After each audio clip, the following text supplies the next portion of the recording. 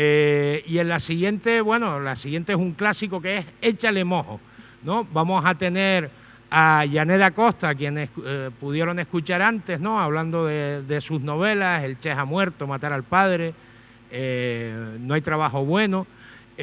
A Carlos Álvarez.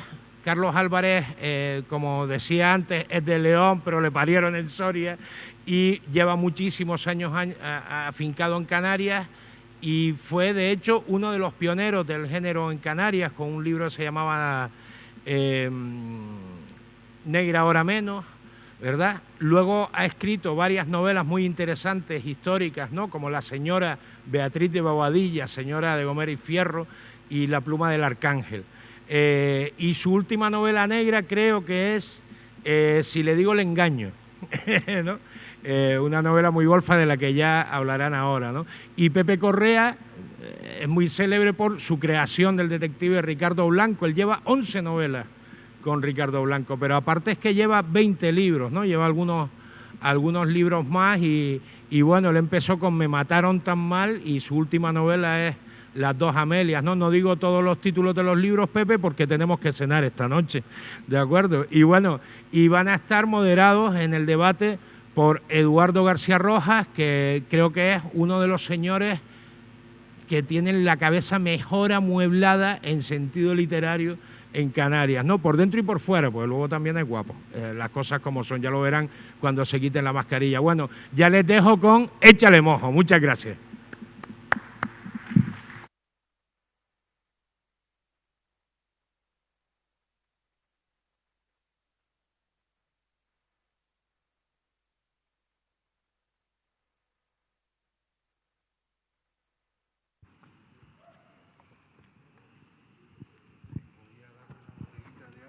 Sí, déjame una.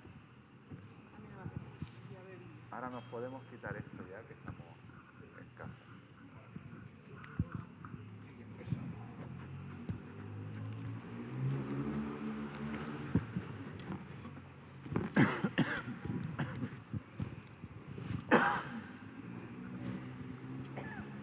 Hola.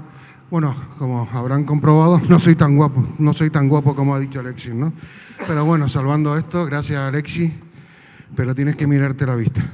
Bueno, dicho esto, bueno, ya Alexis ha hecho una presentación de los que tenemos aquí, pero sí me gustaría destacar un elemento que para mí es fundamental y es que aquí a mi izquierda contamos con uno de los padres fundadores del género policíaco negro criminal, como decía Paco Camarasa, novela negra, noir, como lo queramos llamar, que es Carlos Álvarez, con ese libro de cuentos magnífico que es Negra ahora menos, que obtuvo además el premio Santa Cruz de relato corto en épocas ya inmemoriales, a mediados de los 80, antes se lo estaba preguntando. Carlos Álvarez junto a Jaime Mir Payá en Tenerife, autor de una novela que se llama El caso del cliente en Nouakchott, que esta sí es de finales de los años 80, el 89, son los escritores, que yo sepa, y si me equivoco me corrigen, que iniciaron el género en negro y negro y criminal en Canarias, ¿no? En el caso de Carlos, los cuentos se ambientaban fundamentalmente en Gran Canaria, pero también en Tenerife y en Lanzarote, y en el caso de Jaime, que es una novela, además protagonizada por un detective privado que después apareció en un cuento, pero Jaime Mir dejó de escribir, todavía sigue afortunadamente entre nosotros, transcurre en la isla de Tenerife y en Mauritania, en Nouakchott, en la capital.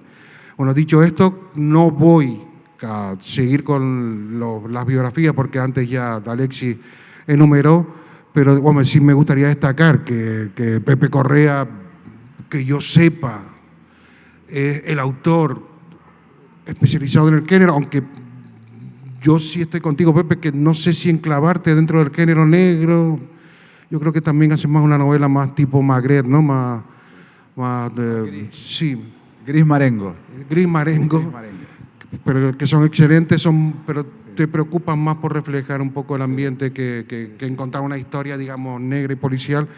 Y en el caso de Janet, que es autora también de un detective. Bueno, y quería destacar que Pepe tiene ya 11 novelas de Ricardo Blanco y que yo sepa, son muy pocos los escritores en este país que pueden decir que su personaje ya lleva 11 entregas, ¿no? Y por lo que estábamos comentando hoy, va a aparecer, hay 2 entregas ya, una 13ª que estás trabajando en este momento, pero que ya hay una 12ª que trabajaste además durante el confinamiento. Y Janet, que tiene 2 novelas de un mismo personaje, que es Ben Cabreira, que es un personaje muy interesante. No lo dijo antes Alexis en la presentación, pero que de la primera novela, El chef ha muerto, Ben Cabreira tiene un problema y es que no notaba el sabor de la comida, no apreciaba el sabor de la comida. Se llama ageusia y es uno de los síntomas, curiosamente, del coronavirus. COVID. Estaba Con pensando lo cual, en eso. sí, he hablado con mucha gente que le pasa y, bueno, es casualidad, pero di que, bueno, es como ese fantasma que uno tiene siempre y fíjate, ¿no? Lo que quería con esto también decir es que para que ustedes se den cuenta que la novela negra y criminal, voy a definirla así a partir de ahora, también tiene algo de profético, por el caso de Janet, este personaje tiene eso, y en el caso de las novelas de Pepe Correa, yo no sé si lo hace aposta, pero es verdad que muchas de sus novelas se anticipan a casos que después desgraciadamente ocurren en la realidad.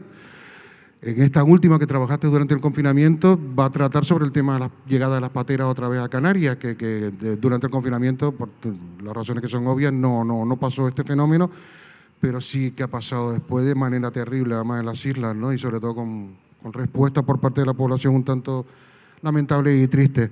Pero dicho esto, la pregunta primera que le lanzo a los 3 y que empiece el que quiera es ¿qué fue lo que les condujo al género policíaco? ¿Qué fue lo que les animó a trabajar la novela negra y criminal? El padre fundador. Por edad. Vaya. A mí por el género, simplemente fue porque escribiendo un género, digamos, que me sentía más seguro. No es que el sujetarte a un género, aunque yo no tengo muy claro si lo que hago es efectivamente negro y criminal, o alguien dijo que también que era realismo sucio. Bueno, pues creo que entraría dentro de lo mismo. Yo no tengo detective, ocurren cosas que suelen ser desagradables, muchas de ellas, pero entonces entra dentro de lo que se llamaría realismo sucio, novela negra. Tal. Y fue porque dentro de un género me sentía mucho más cómodo escribiendo, digamos que tenía como menos posibilidades de equivocarme, ¿no? Por decirlo de alguna manera, siendo respetuoso con un género. Y nacen los cuentos, el primer libro de cuentos nace de una apuesta con Manolo Padorno, después de haber leído, aquel verano publicaba El País en unos folletitos dentro del propio periódico, unos encartes con un formato alargado, estrecho, una serie de cuentos de negros de distintos autores. Y había uno de Dürrenmatt, que disculpen mi alemán, no sé si se pronuncia así, Friedrich Dürrenmatt, que me gustó muchísimo y no me acuerdo cómo acabó la discusión con Manolo Padorno, que me dijo, pues escribe 10. Bueno, pues, me lo impuse y en 5 o 6 meses salieron los 10 cuentos. En el caso de Pepe, creo que también fue una apuesta, una broma, cómo concibes el personaje. Más que nada yo vine por el cine, es decir, yo llegué al género literario por el cine, es decir, yo sobre todo era espectador del cine negro de siempre, ¿no? De las películas que veíamos, ni siquiera el cine de cine, sino el cine de la tele. Entonces teníamos el detective, por eso es un detective, ¿no? Yo siempre he dicho que como tonto de la clase, en vez de coger un policía nacional o un guardia civil, que son los que parten el bacalao, elegí un detective porque a mí me gustaba la figura romántica del detective americano, ¿no?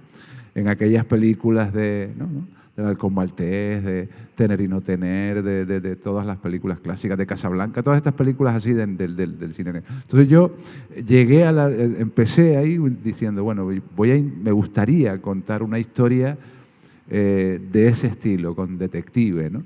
Y entonces salió aquel 15 días de noviembre, que, bueno, pues además con todos los tópicos del género negro, porque Era una novela homenaje casi, ¿no? En el sentido de era mujer fatal que llega a un detective como Ricardo Blanco que le dice que su prometido acaba de morir, la policía dice que fue un suicidio, pero ella cree que lo asesinaron y luego se enreda todo. Es decir, todos los tópicos de la novela y del cine negro.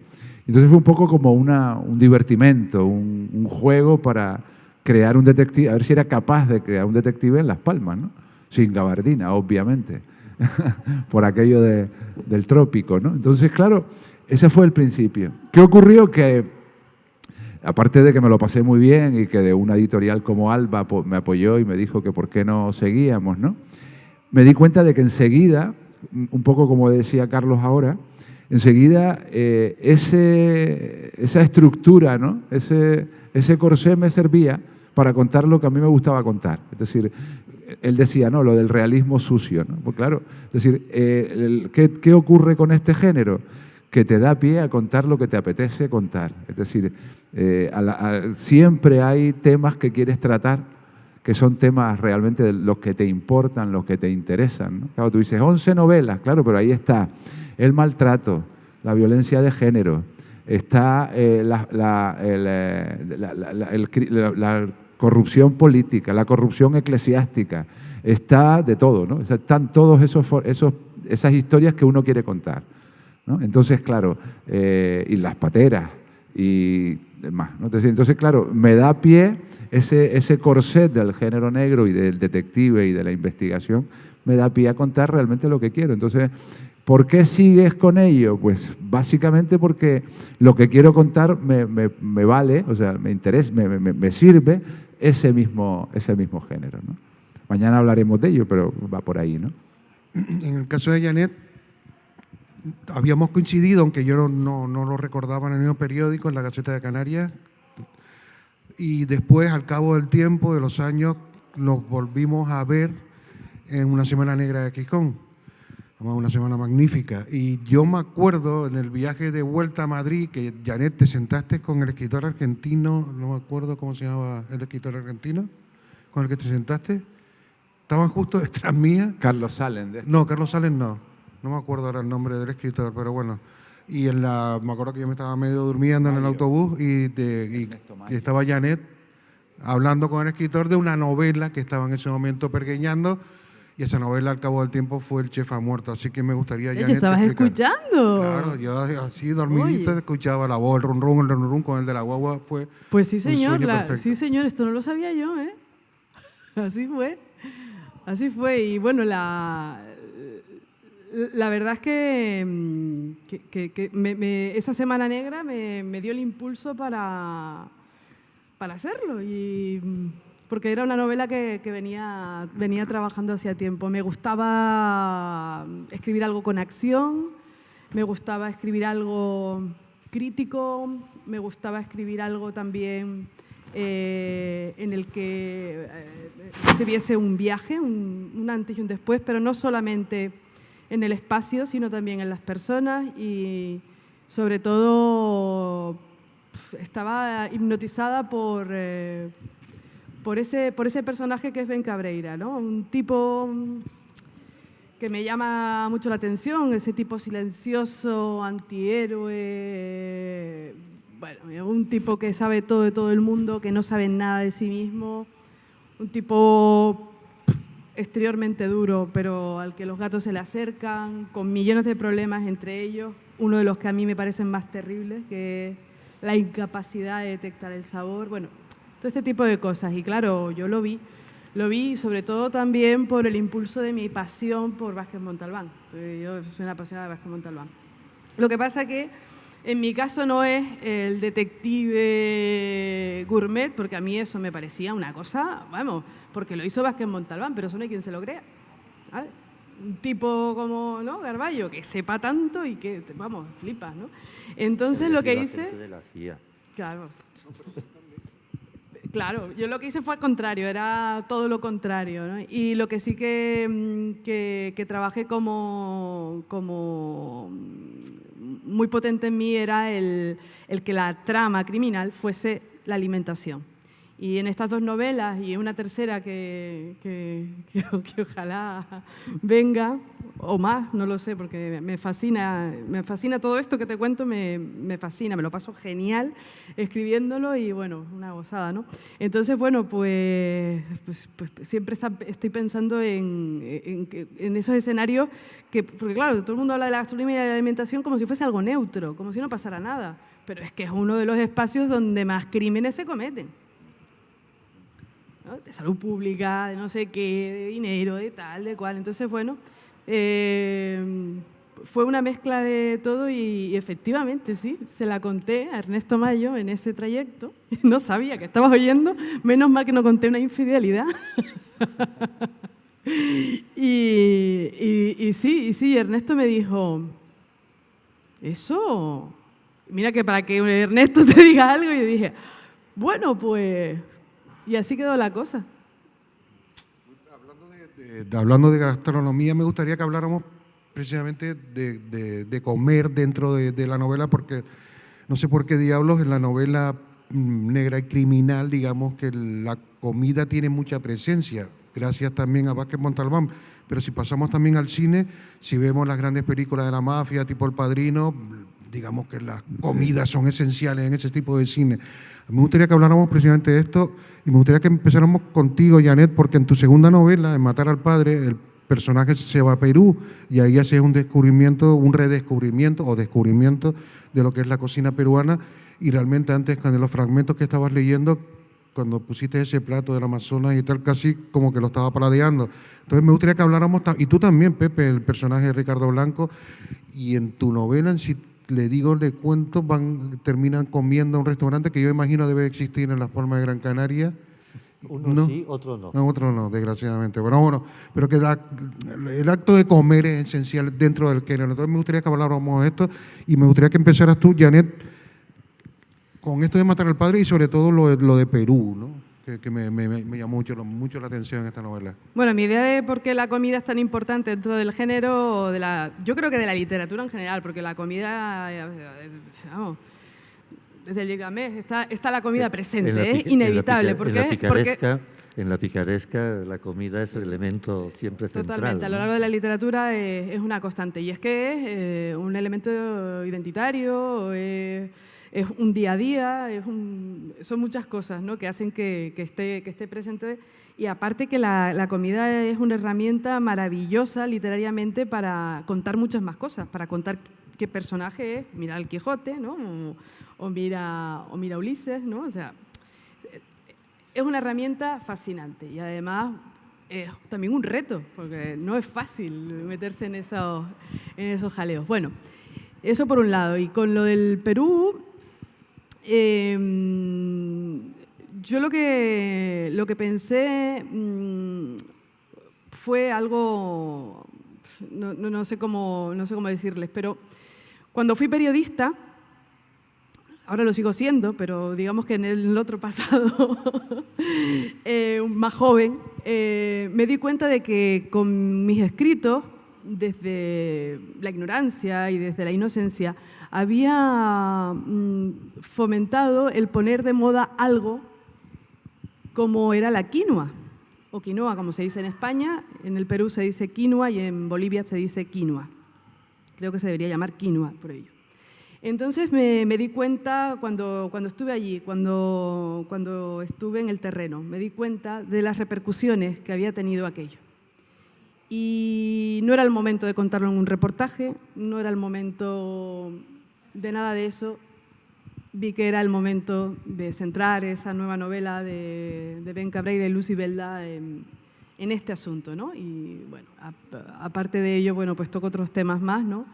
Y también pues muestro el conflicto que se crea con la entrada de la cocina de vanguardia, con la entrada y el interés que tienen las grandes multinacionales en un cultivo, que por cierto ahora se puede encontrar en cualquier lugar, en Cádiz, en Holanda, bueno, cuyas semillas estaban además, bueno, están siendo vendidas por una empresa holandesa específicamente.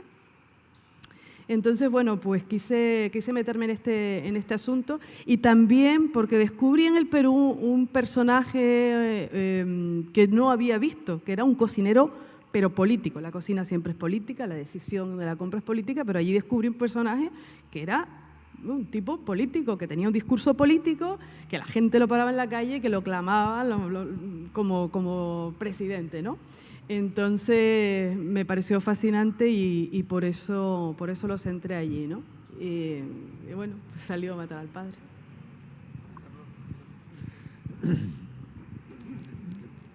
La gastronomía, antes comentábamos Vázquez Montalbán, en un relato que se llama El barco fantasma, cuenta Pepe Carballo, cuando es un relato que se desarrolla entre Tenerife y Lanzarote, entre una cosa de comida y no comida, como hablaba antes Janet.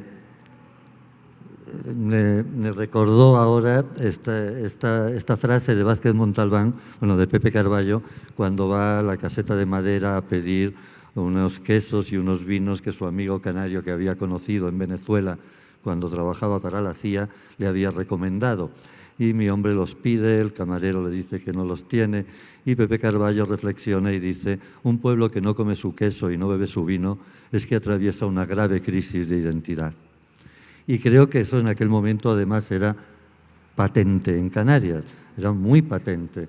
El vino se había degradado de una manera increíble, en Tenerife quedaba pero bastante mal hecho, en Gran Canaria prácticamente había desaparecido, etc.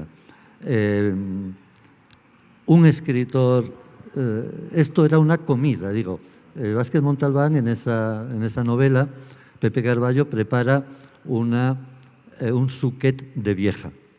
Hace una mezcla entre la comida, entre una cocina balear y un pescado de Canarias, la vieja, y además da la receta, como suele hacer casi siempre, para ligar a una chica.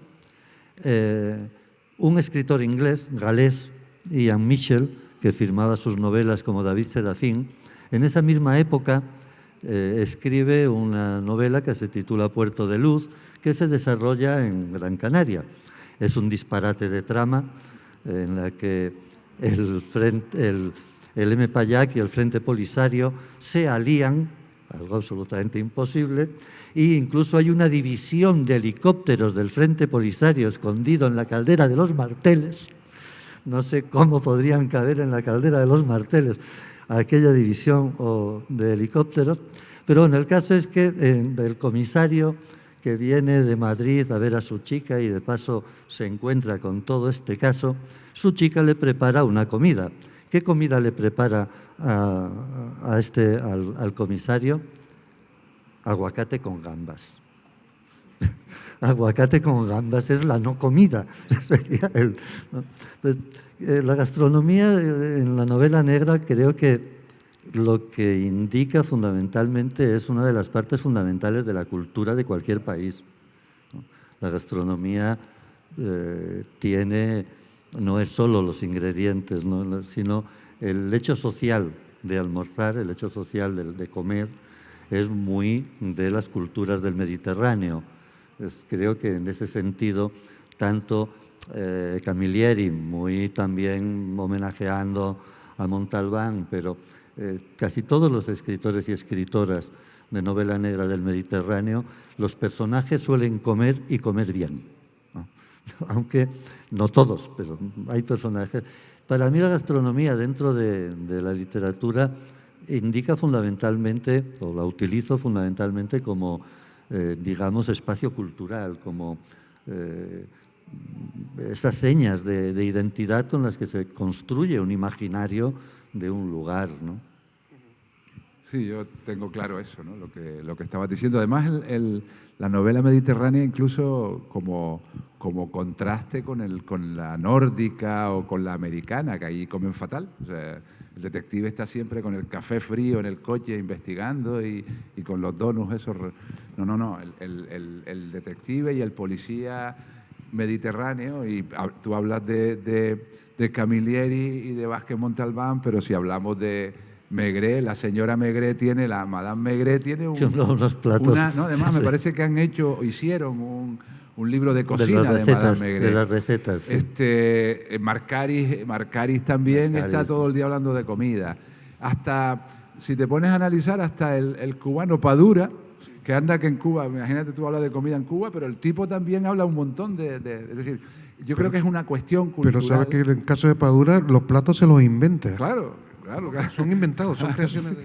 Pero por eso te digo que es una cuestión eso, muy latina, muy mediterránea, y entonces la gastronomía forma parte de esa cultura, incluso hasta de momento íntimo de los personajes y momento de reflexión de los personajes. Yo utilizo mucho he utilizado mucho ese momento gastronómico en el que los personajes...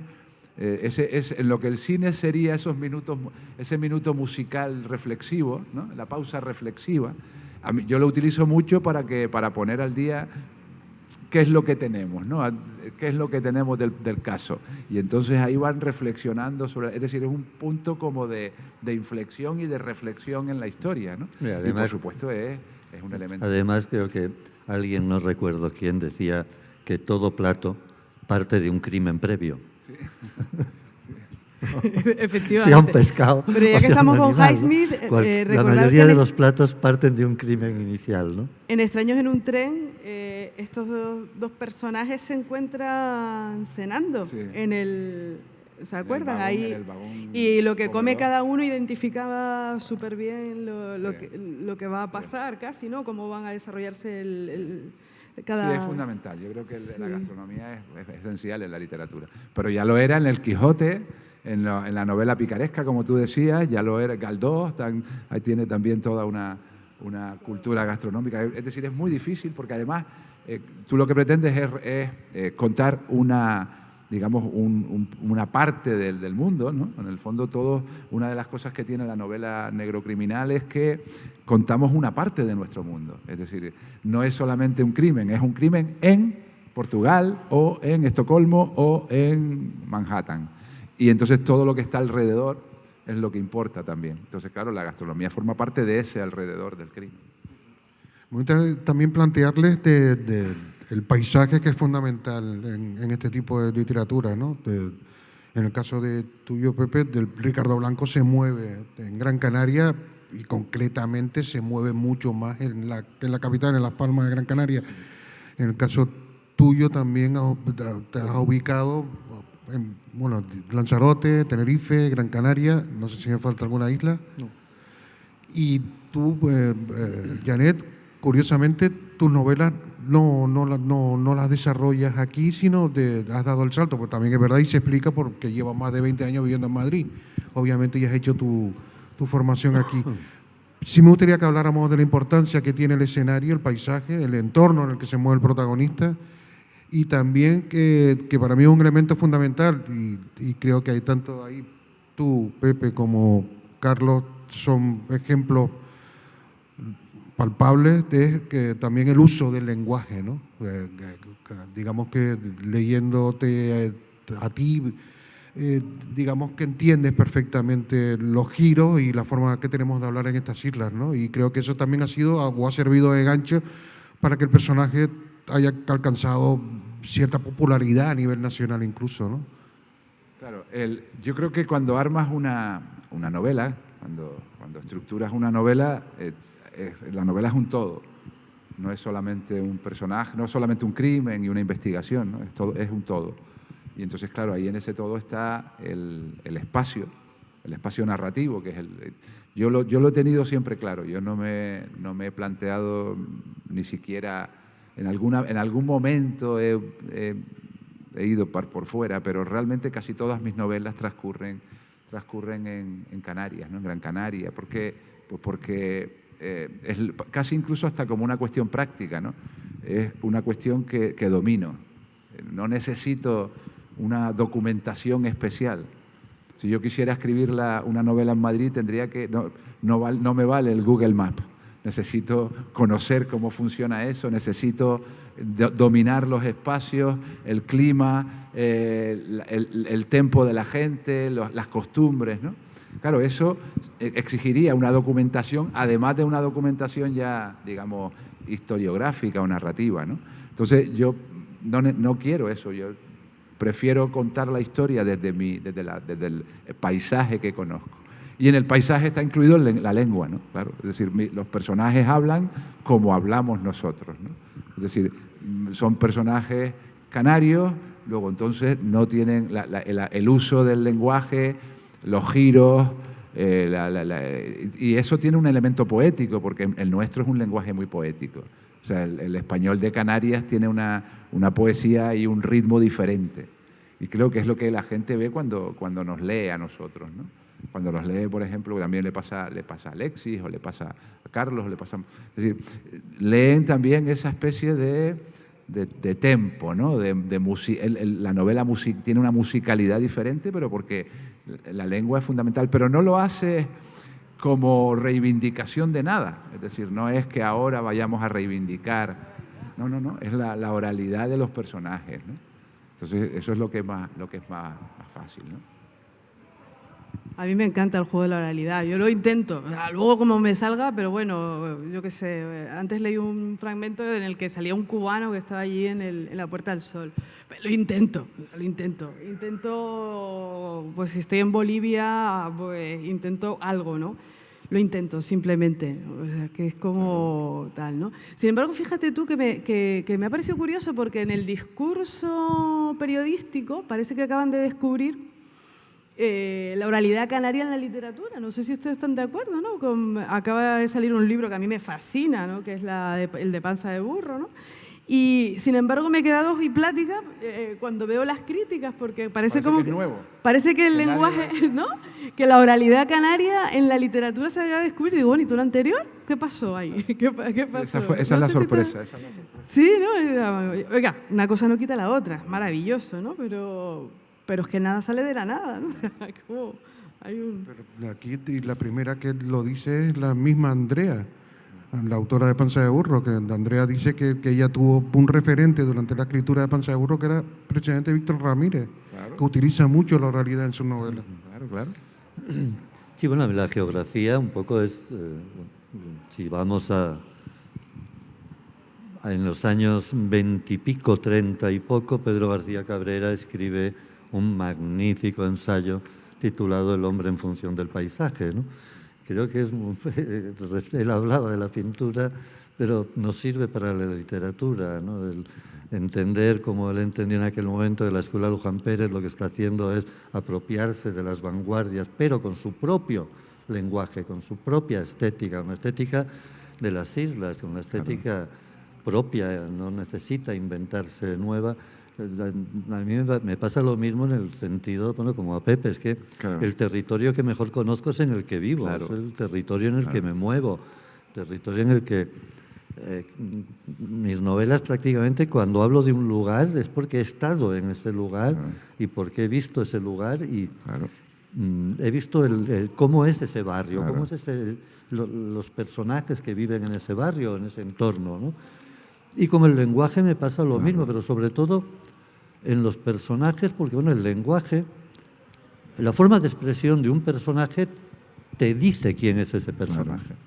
O sea, es decir, los diálogos, el cómo habla un personaje te dice su clase social, dónde vive, te da un montón de información que te evitas después el tener que darla como narrador, ¿no? ¿Por qué? Porque esa forma de expresión...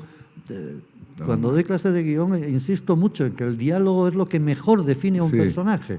O sea, si un personaje te viene hablando con acento gallego, ya no tienes que explicar que nació en Lugo. No, es que ya le estás escuchando.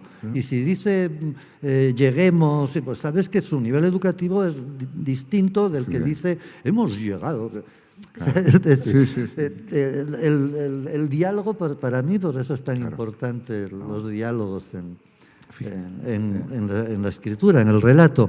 Y la geografía lo mismo, es que cuando doy clase de guión, casi todos los alumnos, la mayoría de ellos, cuando me vienen a contar una historia, Bueno, ya les he amenazado. O sea, si me cuentas una historia en Harlem, es porque has vivido 2 años en Harlem. Y si no, olvídate de Harlem, contra. Claro. Si no has salido de... O sea, pues vete a Pedro Hidalgo, vete al puerto, vete a... Yo qué Sí, sé, ¿no? sí, sí, sí. ¿Por qué diablos? O ciudades que no has pisado nunca, ¿no? Y un poco, digo, mi llegada también, o mi forma para escribir novela negra, fue un poco ese planteamiento de, bueno, ¿por qué la novela negra siempre tiene que ocurrir en Nueva York, o en Harlem, o en Chicago? Pero si aquí tenemos un puerto por el que han estado pasando armas para medio mundo, donde hemos tenido espías de la KGB, de la CIA, del otro... Y todo esto no forma parte de nuestra historia, contra. No, forma parte de nuestra cultura y tiene que estar en nuestra literatura, ¿no? Fíjate en lo de, perdóname, y acabo, no acabo. A mí me llamaba mucho la atención en lo del lenguaje porque siempre me sorprendió cuando llegó aquel concepto que ya está muy superado ya del boom latinoamericano, ¿te acuerdas? Que nosotros en un ejercicio extraño de darzanismo los poníamos a todos los escritores hispanoamericanos. Y claro, tú veías a un cubano, a un argentino, a un mexicano y a un uruguayo y no tenían nada que ver. Y entonces, claro, el lenguaje y el espacio marcan, es decir, no tiene nada que ver un peruano con un argentino, con un mexicano. Entonces, el espacio, la lengua es la misma, sí, pero el acento es distinto. Entonces, yo siempre he reivindicado el acento. La lengua es la misma, todos tenemos la misma lengua, gracias a Dios, y además enriquecedora y comunicativa y que nos une, ¿no?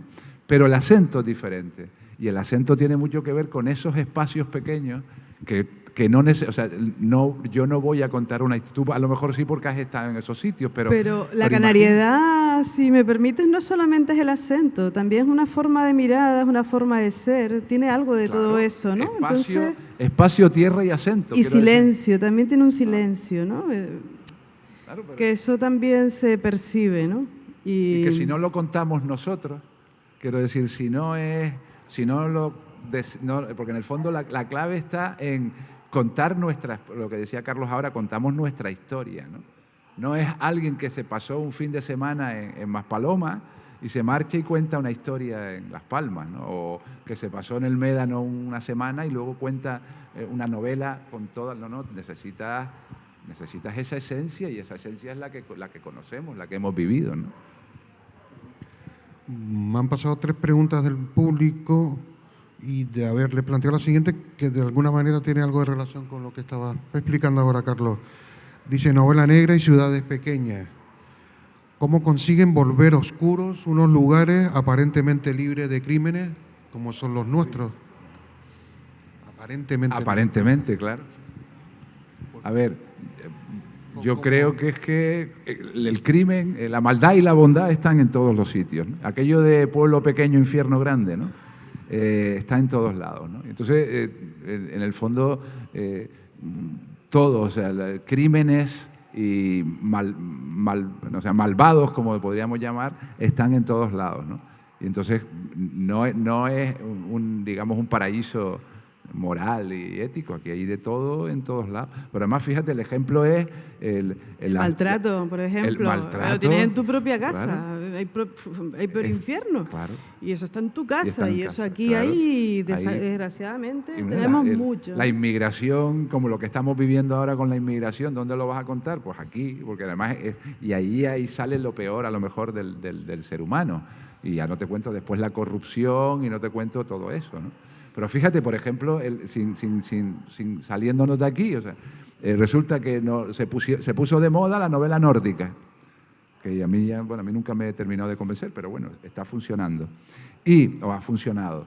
Y claro, resulta que eran en los países más civilizados de Europa, ¿no? Estos países que todos admiramos, ¿no? Por su educación y por su civilización, empezaban los tipos a contar una cantidad de violencia con los niños, de pederastia, de un sustrato nazi potentísimo. Todo esto lo contaron ellos, lo contaban los propios noruegos, suecos y tal. Entonces, ¿qué dices? No, es que este país es imposible. No, todos los países y todas las culturas. Claro, yo creo que eso fue lo bueno de Larson, que nos abrió los ojos. Oye, que esto es una mentira, que aquí hay mucha miseria debajo.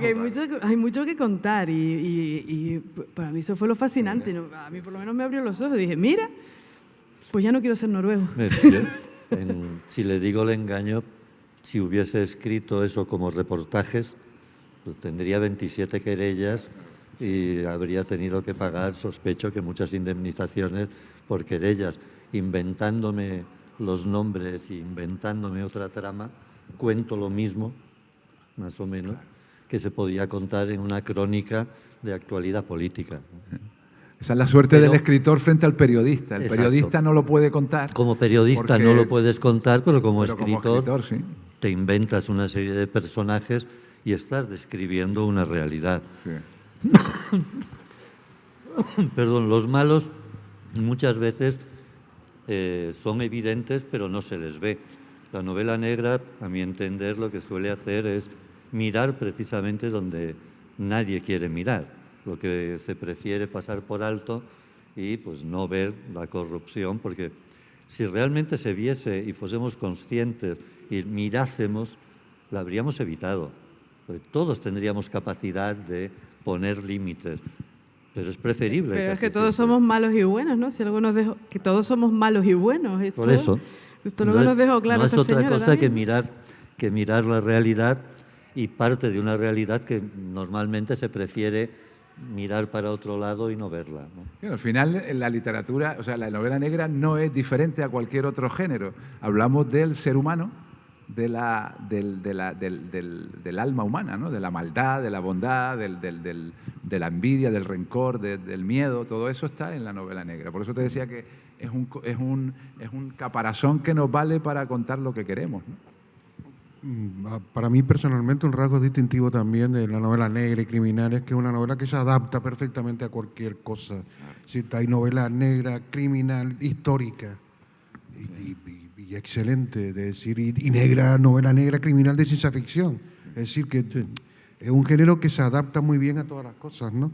Como Paco Ignacio Taibo, siempre lo digo, siempre lo digo, dice que la novela negra y criminal es la novela social de nuestro tiempo. Claro. Y Carlos Sanón, en una entrevista que le hice, me dijo que era la novela realista de nuestro tiempo y no le falta razón a ninguno de los dos. Bueno, dicho esto, voy con otra pregunta del público. Dice, caer en prototipo, ¿cuánto de difícil tiene es mantener la figura del detective y que sea un personaje único? Bueno, la pregunta está un poco mal planteada. Yo me imagino que se está refiriendo a cómo logras tú que tu personaje, y tú, Janet, a ti no te la planteo en este caso porque no tienes un personaje fijo, pero cómo haces que Ricardo Blanco y que Ben Cabreira, las dos novelas que tiene, sea Ricardo Blanco para el lector que va a volver a leerlo y en tu caso sea Ben Cabreira. Es decir, ¿qué elementos hace para que ese personaje sea distintivo y no un prototipo, como decía al principio, me inspiré en los personajes de películas? A ver, yo lo que te decía, que empezó siendo, pues, digamos, una especie de homenaje al género negro, al detectivesco, hasta la tercera novela. Cuando yo llego a Muerte de un violinista, ya me doy cuenta de que este tipo me va a acompañar mucho. Eso lo hablaremos mañana, ¿no? Entonces, lo digo porque nos adelantamos a... Entonces, ya el personaje ya evoluciona de otra manera. Pero la clave está, sobre todo para mí, en que el lector de una novela de saga está esperando reconocer a la familia, pero está esperando que le cuentes algo nuevo. Ese es el reto que siempre uno tiene. Es decir, quiere reconocer al universo blanco, al universo de los detectives nuestros. Tú a lo mejor tienes dos, pero cuando tengas 4 o 5, el lector te va a demandar que quiere encontrarse con los de siempre. Pero también quiere algo nuevo. No quiere que te repitas, quiere que... Entonces, claro, ese es un poco el reto, ¿no? Jugar con esos dos elementos. Que la familia siga estando ahí y el lector se encuentre con esa familia que tú has planteado ahí, con una especie de ahora que está de moda las series, ¿no? Es como las series, ¿no? En la cuarta temporada quieren a Ricardo Blanco más o menos como estaba, pero claro, no le puedes contar la misma que la tercera. Quieren un cuarto, quieren cosas nuevas, quieren una investigación diferente, quieren que el tío crezca, quieren que tenga 2 años más que la última vez que nos vimos, y eso parece una tontería, pero el propio lector te lo va demandando, ¿no? ¿Tú, Janet? Pues la verdad es que no sé, porque en estas 2 todavía no he tenido ningún conflicto en esto, porque la verdad es que de este tipo, del Ben Cabreira, te podría contar millones de cosas que por supuesto no he contado, ¿no? Porque es un tío que me interesa mucho, vaya. Y entonces, pues nada, yo de él me sé un montón de cosas. Pero entonces, claro, pues sí que he hecho eso un poquito para acá, para allá, esto, lo otro. Pues básicamente lo que dice el compañero, ¿no? Pero la verdad que, claro, todavía no me ha dado tiempo a tanta... La verdad, soy aquí como la menos experta en esta cuestión, ¿no? Pero sale solo, ¿no? Es un tío pero justo, yo creo que las claves son las que dice Pepe, ¿no? Hay otra pregunta muy interesante también que dice, ¿tiene la novela negra y criminal en Canarias un peso específico o estamos todavía descubriendo el género? No, yo creo que ya no tenemos que hablar de la novela. Estamos aquí porque, bueno, hemos hecho, nos han invitado y nos encanta que nos hayan invitado, está muy bien, pero ya no hablamos de una novela negra canaria como para descubrirla, ¿no? Ya está, los escritores ya han cogido vuelo, muchos de los escritores canarios y de las escritoras canarias ya han cogido vuelo en todos los géneros y en la negra también, ¿no? Entonces yo creo que no es que a lo mejor hace 4, 5, 8 años estábamos aquí discutiendo si existía una novela negra en Canarias. Ahora ya no nos lo planteamos, ahora hablamos de escritores y de escritoras con su propia experiencia, ¿no? Yo no creo que tiene una entidad muy clara, ¿no? Pero que trasciende a Canarias, obviamente. Claro, o sea, por eso digo. Trasciende totalmente, o sea, sí, también estoy de acuerdo, ya, y lleva años, sí, o sea que... Sin duda, vamos. Tiene el cuerpo propio y tiene autores y autoras propias y tiene un lenguaje propio. Es evidente que hay ya una, la pelea digamos, que teníamos, una trayectoria. Claro. No digo, la pelea que siempre hemos tenido, que en las librerías aparece estamos en los anaqueles de novela canaria, ¿no? O sea, existen las estanterías y entonces hay literatura canaria que siempre nos peleamos porque además la literatura canaria estaría muy bien si estuviera en primera línea, pero suele estar al lado del extintor. Entonces es lo que siempre nos quejábamos, coño, ¿y por qué estoy aquí yo? O ¿por qué estamos? Al principio, y además estábamos todos juntos, ¿te acuerdas? Estaba El perro bardino, la novela negra de no sé quién, y la construcción de la Catedral de Terror. Chacho, pero es que no puedes meter todos juntos. Entonces, nos peleábamos mucho con las librerías y entonces yo creo que muchas ya lo entendieron y entonces ya han ido colocándonos donde estamos, en la literatura española o en la literatura. Y si hay una estantería de novela negra, pues ya estamos con los otros, ¿no?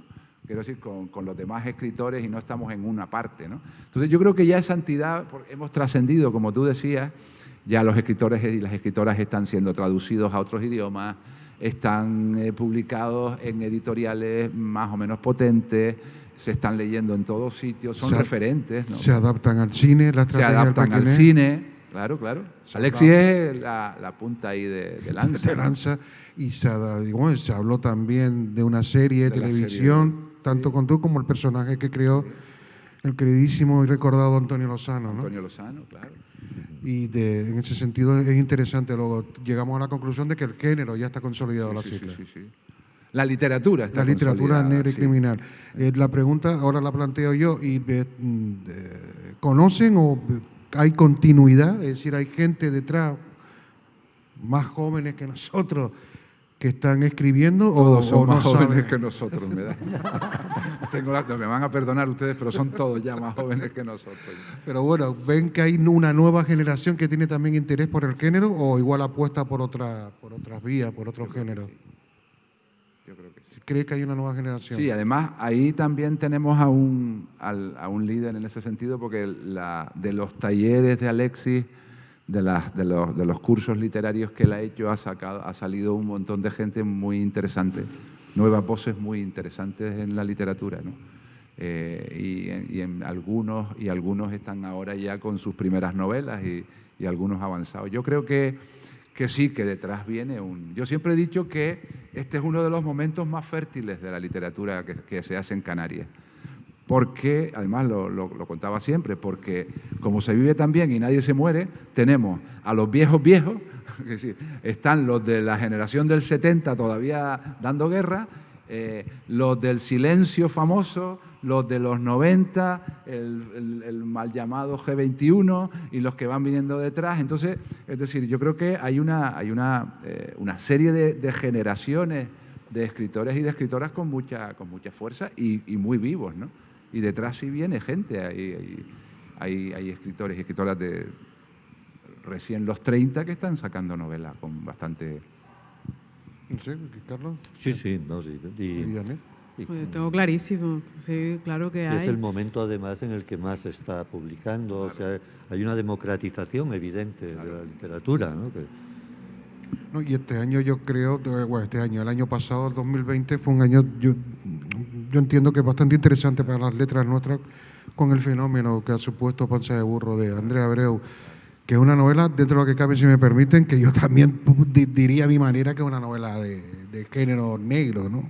Negro por lo que tiene también de denuncia social, ¿no? Y como bien dices tú, de descripción también, aunque la propia autora dice que lo que ella ha hecho es una literatura de reivindicar el neomago, ¿no? Una literatura del neomago, que creo que es una etiqueta perfecta, pero ella misma lo ha etiquetado así. Bueno, dicho de esta manera, y ya que estamos hoy el pasado 19 de este mes, de enero, se celebró el centenario de Patricia Highsmith, sí me gustaría que me resumieran, porque ya nos estamos apenas 5 minutos para que terminar, ¿qué opinión les merece de esta gigantesca escritora? Y aquí no soy nada objetivo. ¿Qué opinión les merece Patricia Highsmith, ya que el pasado martes, el 19, se celebró el centenario de su nacimiento? Es una escritora que me apasiona fundamentalmente sus cuentos. O sea, me gustan sus novelas. O sea, sus novelas me parecen muy buenas, he disfrutado mucho. De Ripley, desde la primera creo que leí otras 2 o 3, pero a mí lo que me apasionan de ella son sus relatos. Los relatos me parecen magistrales. Y es un género tan difícil, el cuento, el relato es un género, eso creo que era Cortázar, ¿no? El que jugaba con el símil del boxeo, que le encantaba, y decía, una novela se puede ganar a los puntos, pero un relato hay que ganarlo por KO. Y Patricia Highsmith, sus relatos son auténticos caos. Para mí es magistral. A mí me ha dejado clavado la ambigüedad, el dilema moral. O sea, es que tú también has deseado ver muerto a alguien. Sí, señor, es verdad. Y eso me lo ha mostrado esta señora. O sea, yo, oiga, ver la maldad y el infierno que hay en mí. Sí, esa es una clave, es cierto. La capacidad de ponernos ante el espejo, ¿no? De creernos que estamos por encima nosotros de estas cuestiones morales y no. Te enfrentas a situaciones en sus cuentos también en las que tú dices, es que, coño, yo sería a lo mejor capaz de... Yo me podría haber visto en este momento. Es decir, es una especie de confrontación con uno mismo que Jaime consigue en sus relatos de una forma bárbara, ¿no? Y además no es solamente que te entretenga y que tenga una novela, no, es que te conmueve, digamos que te pone nervioso porque te refleja tu propia miseria. Lo interesante que te pone dentro de la figura como bien decías tú antes, tenemos un lado bueno y un lado malo, y yo creo que es una escritora inimitable, es decir, que mientras se han hecho versiones del Philip Marlowe, de Chandler, la hizo Van Bill, ¿no? Sí. Del personaje ahora han hecho una de Poirot, de Agatha Christie, es decir, se pueden hacer versiones de otros personajes, pero no creo que nadie se atreva a hacer una novela de Tom Ripley, de Patricia Highsmith. Bueno, dicho esto, apenas nos quedan 3 minutos. Yo solo les quiero agradecer que hayan estado aquí escuchando con nosotros, espero que se hayan entretenido, y sí les recomendaría que compren los libros de estos tres caballeros que tenemos aquí, también del director y organizador de este festival, que es el gran Alexis Ravelo. Yo felicitar personalmente a todo el equipo que ha hecho posible este festival, al Ayuntamiento de los Llanos Arrianes, sin duda alguna. Y eso, anímense, cómprense los libros y adéntrense en el mundo fantástico de estos tres que tengo aquí al lado, porque yo no sé si son los tres mosqueteros del género policíaco en Canarias, pero vaya por Dios, deberían de serlo. Muchas gracias por su atención. Muchas gracias.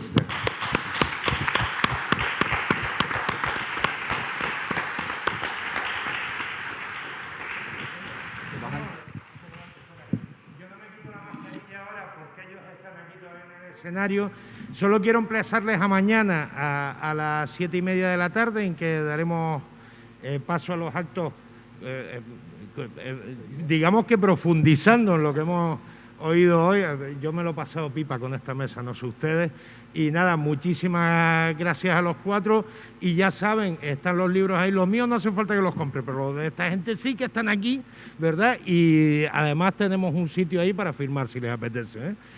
Bueno, nos vemos mañana, 7:30 de la tarde, para los del streaming, 8:30 en la península, claro, esto es lo que hay. Bueno, muchas gracias.